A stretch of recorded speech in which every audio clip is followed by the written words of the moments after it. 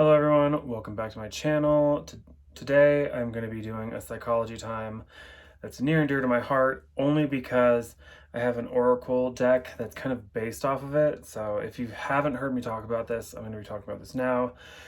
His name is Erik Erikson, and he did something called the Psychosocial Development theory or stages, which there are 8 stages he talks about. And in each of these stages, in our lifetime, we have to hit a pivotal moment that helps us move forward in our mental capacity. So the great thing about this is that it's very how can I say, it's very important for us to hit these moments because it gives us the kind of psychological mind frame that puts us in a healthy place. So it starts with the very first one, which is trust versus mistrust. And this stage is about whether or not you questioning, can you trust somebody? And you learn that because of either living with a guardian or a parent who can give you that trust. So, i.e., is my parent going to come feed me? Like a baby being able to be fed on the regular, getting their diaper changed, knowing that they have someone to rely on. So that's the very first stage. And some people, they hit this stage, but some people don't. And that's what brings me to my next point. If you don't hit this kind of stage in your life, you carry that into other stages. It's not going to be like, so I didn't get mistrust versus mistrust. I'm going to stay one forever. So I can't really move forward. So I'm not going to age.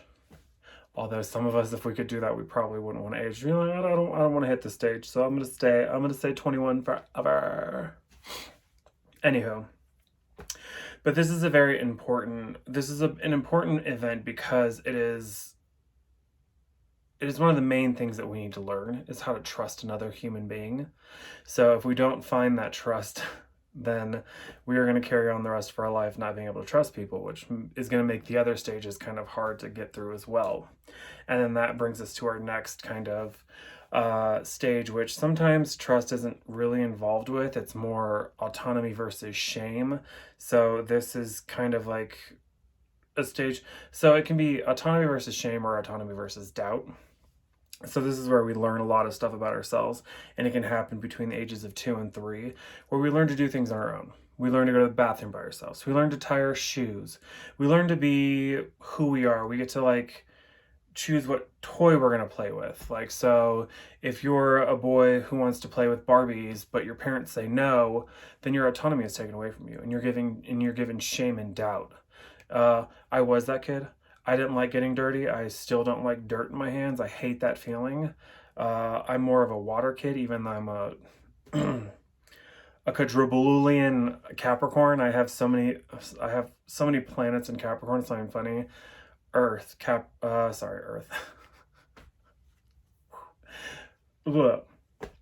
My moon is in Capricorn. My sun is in Capricorn. My rising is in Capricorn, and then all of my outer planets are in Capricorn besides one. So I'm super Capricorn, so everyone would think I'm super Earth. I love to be in the dirt. And don't get me wrong, I've worked with dirt before. I have to wash my hands afterwards. And I don't know if that's a germophobic thing or just something I just don't like. But ever since I was young, I know I digress right off that subject. But ever since I was young, I just don't like the feel of dirt in my hands.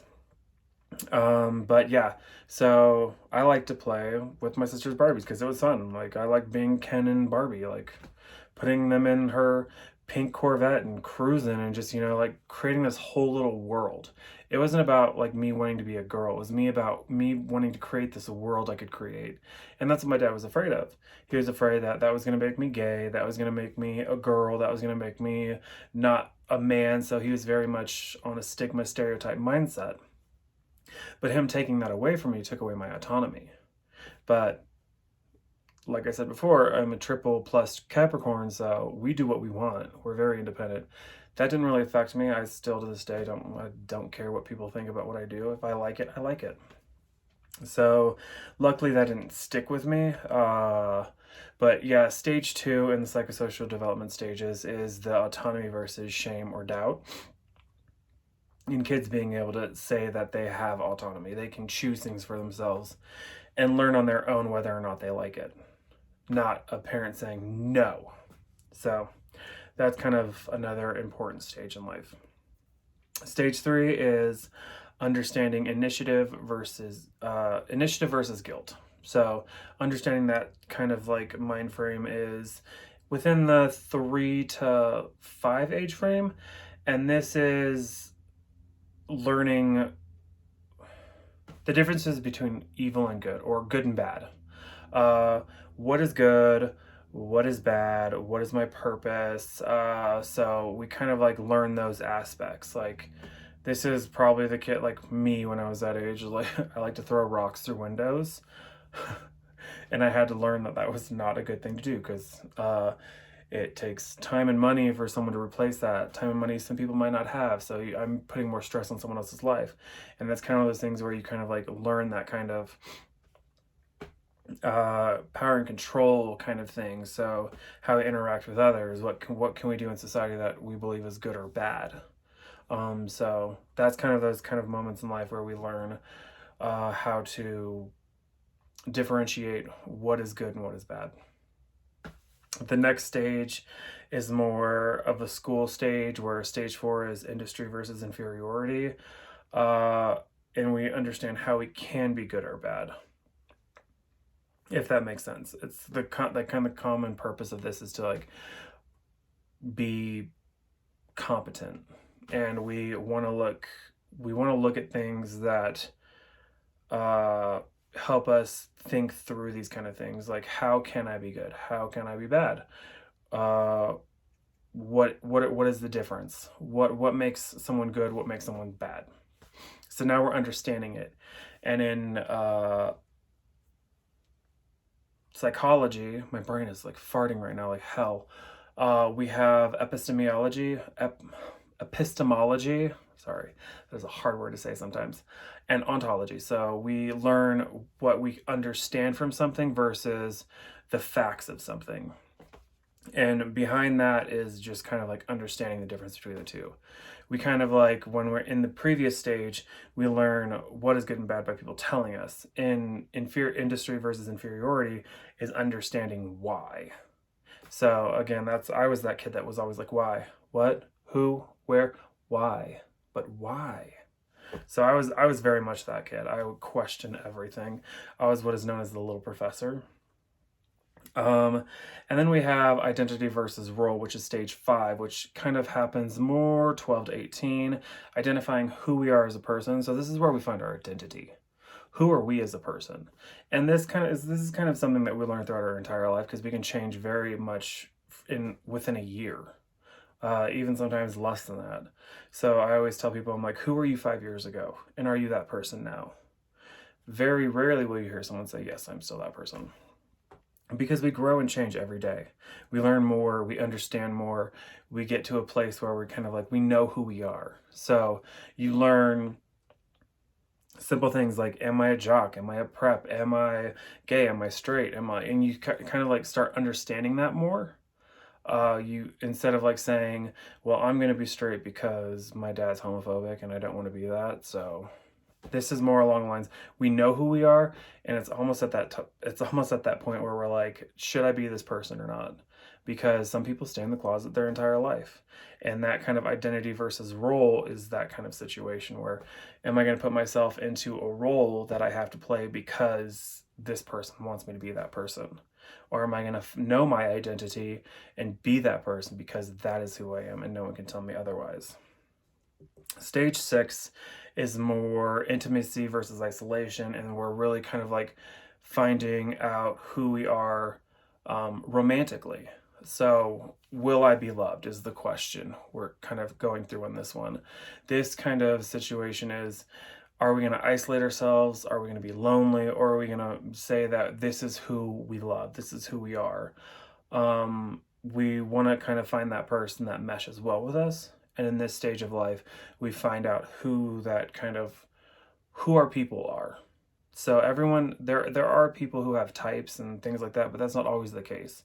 There are people that we never know that would pop out of like fucking left field, and we'd be like, oh, I love you, and I would never think in a million years that I would love someone like you. Sometimes we would say that, and sometimes we don't, depending on your filter. But that's what this stage is about. This is like stage 6, and we're kind of like going into that place where we're really kind of identifying who we are romantically. And then we move into the next stage, which is generativity versus stagnation. And this is that stage where we contemplate, like, what am I here for? What is my worth? Is what I'm doing what I want to be doing? And sometimes this can be looked at as like the midlife crisis sometimes, because sometimes you'll be in a position where like you've been doing a job for like 10 plus years and you're like, I fucking hate what I'm doing. And you completely change your life. And that's why we kind of get that moment where some people will stay in that position because, you know what, I want my retirement. So even though I don't like what I'm doing, I'm going to do it. Whereas some people are like, I can't do this shit anymore. I need to do something with purpose that I feel like I've made a change. I'm doing something that I feel has purpose within me. And that's why instead of going to med school, I chose psychology, because even though I could have gone to med school and done surgery and made great money, I kind of would have liked what I'm doing because the medical field is fun, but I just find so much more fun in the psychology field because it's like the medical field. It's evolving always. There's new theories, there's new practices, there's new modalities coming up, people are coming up with, there's different types of therapeutic skills people can learn. It's so much fun what you can learn in this field. So that's what that stage is. And then we have kind of our last stage, which is integrity versus despair. This is the end of the life stage where people question, did I have a meaningful life? Did I do what I was supposed to do? Am I missing out on something? Do I regret not doing this? And that's kind of what some people get to. And I feel like most of us will get to that point. Very few people will say I've done everything that I wanted to. But again, that depends on who you are as a person. And that's the kind of thing where we have to question, was that important enough for us? Like, was skydiving something you needed to do in life to fulfill a purpose? So that's where you also have to, like, this is the kind of thing in your life process where like you kind of go, oh, well, that wasn't purposeful. I mean, I could have done it and it would have been fun, but it just depends on the person, what their kind of integrity versus despair psychosocial development stage brings upon them. Like, I know for a fact that if I wouldn't be going through my PhD school right now for my clinical, I swear I can talk. If I wouldn't be going through my clinical psychology program for my PhD, I would have probably gotten to that stage in this life for integrity versus despair and said, why didn't I do that? I could have made a purpose. I could have done something. And that's the kind of aspect that brings upon this psychosocial stage. So that's why a huge portion of this is you go from birth to death in these psychosocial development stages. And it's super meaningful because it's something we all go through. It's something we all have to learn. And that's why Erik Erikson doing something like this with his theory, it resonates with me. And I don't know if it would resonate with all of you, but it's something that's super important to me in the psychology field. And I just thought I would bring it up. And if this has brought you any kind of like light in your mind and kind of like made you think about things in a different light, good. If not, if you have questions, I'm here. Comments are below. I love talking about psychology. I've said it a zillion times. I'll say it a zillion more. Psychology is so much fun. But I thought I'd bring this up because it's a fun topic and I love it. But that is the 8 psychosocial development stages by Erik Erikson and his theory. If you liked it, go ahead and like, subscribe, comment. If you have questions, go ahead. And until next time, I will talk to you later.